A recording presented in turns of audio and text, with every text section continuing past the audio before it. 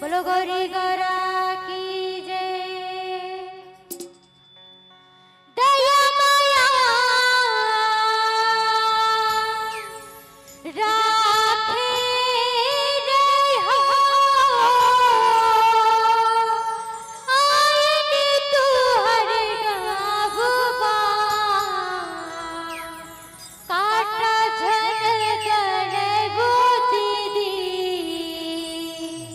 तू हर मन के पावमा, काटा झन गड़ेगा भैया, तू हर मन के पावमा।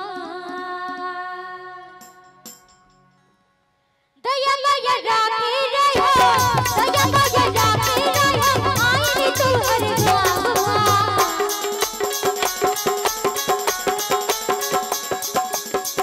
काटा झन गड़बो दीदी, तू हर मन के पावमा, काटा झन गड़ेगा भैया, तू हर मन के पावमा। दया माया राखे रहो, दया माया राखे रहो, आईनी तू हर गाँवबा,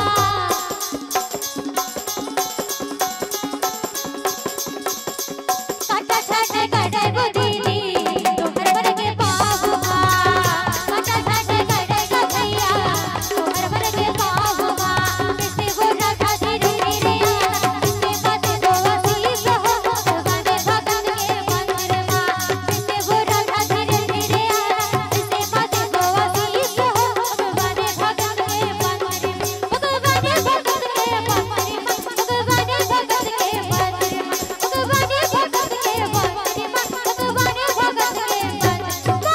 किसने वो राधा धीरे धीरे आना, किसने बात दो आशीष हो, भगवान भगत के मंदिरमा, भगवान भगत के मंदिरमा, भगवान भगत के मंदिरमा, भगवान भगत के मंदिरमा, भगवान भगत के मंदिरमा, भगवान भगत के मंदिरमा। बोल सो महारानी की जय।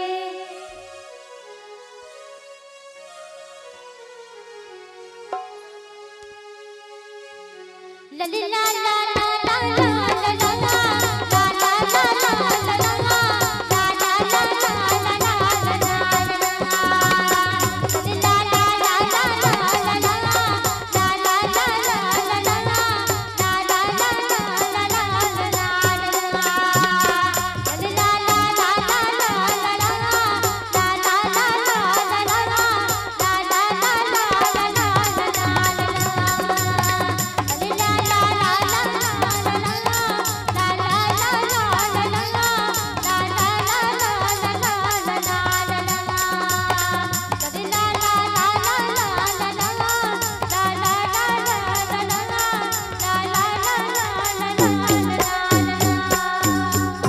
बोल सो महारानी की जय।